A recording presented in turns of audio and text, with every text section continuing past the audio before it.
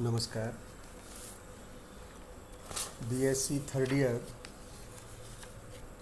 Physics paper first में आप सभी विद्यार्थियों का बहुत बहुत स्वागत है। आशा है आप स्वस्थ होंगे और अपने इस विषय का अध्ययन में आनंद भी प्राप्त कर रहे होंगे। मैं अनिल कुमार गुप्ता, राजकीय महाविद्यालय अजमेर के भौतिक शास्त्र विभाग से। देखिएगा, हमने अपना जो पिछला वीडियो है वो डी ब्रोगली हाइपोथेसिस पर समझा है।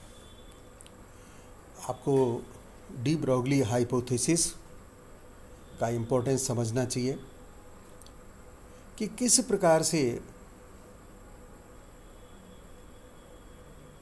कभी कभी कोई वाक्य आदमी के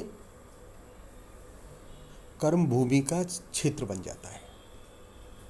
एक वाक्य था नेचर लव सिमेट्री, और इस वाक्य ने डी ब्रोगली को कर्मयोगी बना दिया, इस क्षेत्र में कार्य करने के लिए प्रेरित किया। डी ब्रोगली, जिसने अपना पीएचडी थीसिस इस पर सबमिट किया, नोबेल प्राइज़ मिला, एकमात्र वैज्ञानिक हैं।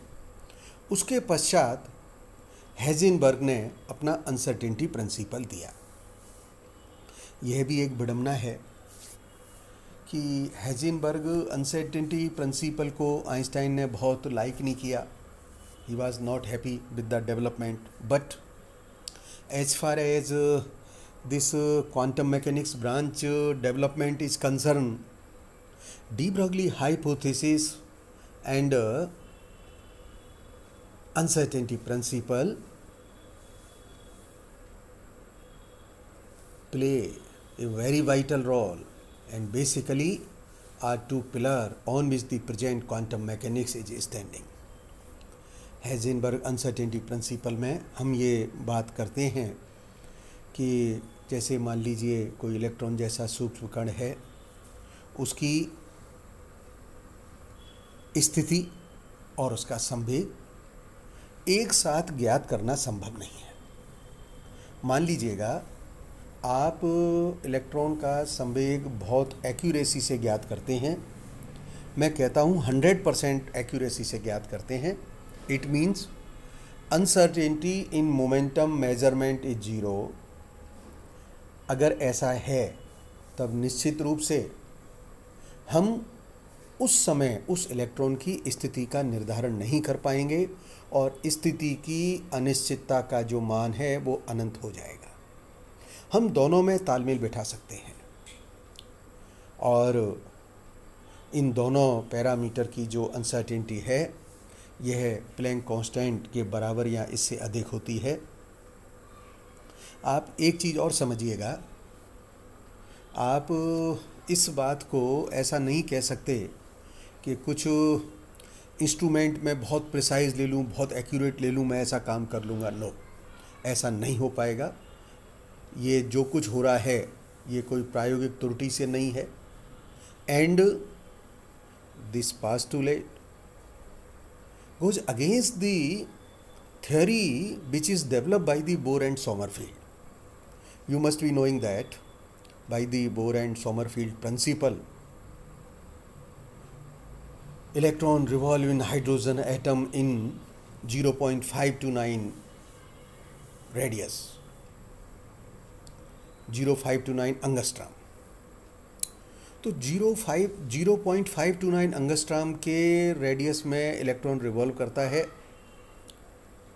तो जब उसकी स्थिति इतनी निश्चित हो जाती है तो संवेग की भी निकाली जा सकती है, और ये दोनों बातें अपने इस प्रिंसिपल से मैच नहीं करती। इसका अर्थ ये हुआ कि हेज़ेनबर्ग जो प्रिंसिपल है और हेज़ेनबर्ग अनसर्टेनिटी जो प्रिंसिपल है, साथ ही बोर सोमरफील्ड जो थ्योरी है, उन दोनों में मूलभूत भिन्नता है। इन दोनों की अनसर्टेनिटी का जो प्रोडक्ट होगा वो h×2 होगा। मैंने h× = h/2 पाई को सॉल्व करके लिख दिया है। इसका मान 1.054 इंटू 10⁻³ जूल सेकेंड होता है। अब देखिएगा हम क्या कह रहे हैं कि अनसर्टेनिटी का जो प्रोडक्ट है वो है h×2 से ज़्यादा और बराबर होगा। अब डिफरेंट मैथमेटिकल कैलकुलेशन में just for the sake of convenience हम अलग अलग लेटर यूज़ कर लेते हैं, वो एक अलग चीज़ है। लेकिन अगर हम एग्जैक्ट पैरामीटर लें, एग्जैक्ट स्टेटमेंट प्राप्त करें हेज़ेनबर्ग अनसर्टेनिटी का, तो वह यही है del Px del x is great और equals to h×2। Classical physics में प्लैंक कांस्टेंट का मान 0 होता है। इसके कारण क्लासिकल फिजिक्स के अंदर दोनों का मेजरमेंट संभव है और दोनों का एक्यूरेट मेजरमेंट आप कर सकते हैं, लेकिन क्वांटम मैकेनिक्स में यह मान शून्य नहीं है। अतः अनसर्टेनिटी का जो प्रोडक्ट है हेज़ेनबर्ग अनसर्टेनिटी प्रिंसिपल लागू होगी और क्वांटम मैकेनिक्स में कण का जो ट्रैजेक्टरी है वह कभी भी ज्ञात नहीं किया जा सकेगा। कई प्रकार के कैनोनिकल कंजुगेट पेयर हैं, उनमें से एक पेयर है पोजीशन एंड मोमेंटम, जिसको हम x/p(x) कहते हैं। मान लीजिए x/p(x) y/py z/pz है, तो हेज़ेनबर्ग अनसर्टेनिटी प्रिंसिपल इस कैनोनिकल कॉन्जुगेट पेयर पे लागू होगा और इसके अनुसार हम ऐसा लिख सकते हैं del Px del x is great और इक्वल्स टू h×। जैसा मैंने अभी आपको बताया कि एग्जैक्ट जो स्टेटमेंट है वो अनसर्टेनिटी प्रोडक्ट का h×2 ही यूज होना चाहिए, परंतु कई डिफरेंट बुक्स में, कई मैथमेटिकल कैलकुलेशंस में हमने h× और h का भी यूज़ किया है। डेफिनेटली न्यूमेरिकल वैल्यूज़ में इसका मान पर फ़र्क पड़ेगा। यह अप्रोक्सीमेशन जो हम करते हैं sake of the convenience purpose से ओनली, इससे हम एक तरीके से उसका अप्रोक्सीमेट ऑर्डर प्राप्त कर सकते हैं। जिस प्रकार से x/p(x) है, पोजीशन और मोमेंटम है, उसी प्रकार से दूसरे भी कैनोनिकल कॉन्जुगेट पेयर हैं, जैसे कि एंगुलर मोमेंटम और एंगुलर डिस्प्लेसमेंट, एनर्जी टाइम का। तो एनर्जी टाइम का जो प्रोडक्ट होगा अनसर्टेनिटी में, उसका मान भी जिस प्रकार से मैंने आपको पोजीशन और मोमेंटम के बारे में बताया था, उसी प्रकार से इसमें भी ये बात लागू होगी, जिसको कि मैंने यहाँ पर एक्सप्लेन किया है। अब आप देखिए, मान लीजिए ग्राउंड स्टेट में इलेक्ट्रॉन का जो लाइफ टाइम है वो अनंत है, तब डेफिनेटली del E का मान 0 होगा, अर्थात एनर्जी का मान 100% सही ज्ञात किया जा सकेगा। आप जानते हैं एटम के केस में जो एक्साइटेशन एनर्जी लेवल का लाइफ टाइम जो है वो 10⁻⁸ सेकेंड होता है।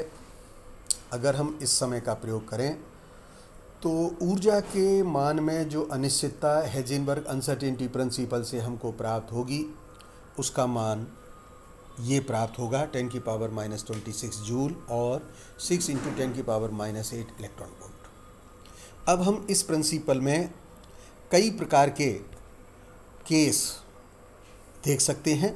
मैंने 3 तरह की परिस्थितियों पर आपका ध्यान आकर्षित किया है, जैसे x/py, x/pz का हम जो ऑब्जर्वेशन है वो यथार्थ रूप से कर सकते हैं और इनके गुणनफल पर प्रतिबंध नहीं है। जो प्रतिबंध है वो कैनोनिकल कॉन्जुगेट पेयर पर है। उसी प्रकार से x/px एक अकेले डायनेमिकल वेरिएबल का मेजरमेंट संभव है, परंतु कैनोनिकल कंजुगेट में अनसर्टेनिटी अनंत हो जाती है। फॉर एग्जांपल, जैसे देखिए मैंने सॉल्व किया है, del x बराबर 0 हो गया तो del Px का जो मान है वो इनफाइनाइट हो जाएगा। इस का उल्टा भी संभव है और इससे आप ये निष्कर्ष निकाल सकते हैं कि कण की यथार्थ स्थिति और संवेग का एक साथ एक ही क्षण पर परिशुद्धता के साथ निर्धारण संभव नहीं है। हेज़ेनबर्ग जो अनसर्टेनिटी प्रिंसिपल है ये बहुत व्यापक है यह principle micro particle macro particle दोनों पर लागू होता है। हालांकि मैक्रो पार्टिकल का जो मास है वो ज़्यादा होने के कारण डेल पी लगभग नेग्लिजिबल हो जाती है, जबकि दूसरे केस में डेल एक्स नगण्य हो जाता है। इस कारण मैक्रो पार्टिकल में जो यह प्रिंसिपल है बहुत ज़्यादा विजिबल नहीं हो पाता। एक केस जो बहुत इम्पोर्टेंट है, जिस पर क्वेश्चन भी पूछे गए हैं, कि जो हेज़नबर्ग अनसर्टेनिटी प्रिंसिपल है और बोर सोमरफील्ड सिद्धांत है, इन दोनों में प्रतिकूलता है, क्योंकि हम सोमरफील्ड सिद्धांत से जानते हैं कि हाइड्रोजन परमाणु का जो इलेक्ट्रॉन है वह इलेक्ट्रॉन 0.529 अंगस्ट्रॉम त्रिज्या के वृत्ताकार कक्ष में गति करता है। बोर कक्षा की त्रिज्या का यह एक्यूरेट नॉलेज इस अनसर्टेनिटी प्रिंसिपल के प्रतिकूल है, अर्थात Bohr model and uncertainty principle में मूलभूत भिन्नता है। हेज़नबर्ग got a Nobel Prize in 1932 for this creation of quantum mechanics. Although this medal was presented in 33. Basically, please mind it and remember it. Matter waves along with the uncertainty principle of Heisenberg are the basically two pillars on which the present day of quantum mechanics is standing. And if you remember my first video lecture, that title is Origin of Quantum Theory, I discussed several application of the quantum mechanics, and I discussed the application of quantum mechanics in present scenario. You cannot visualize any present scenario without the knowledge of quantum mechanics. You have to live with the quantum mechanics. Okay, we shall study some application on uncertainty principle tomorrow. Thank you.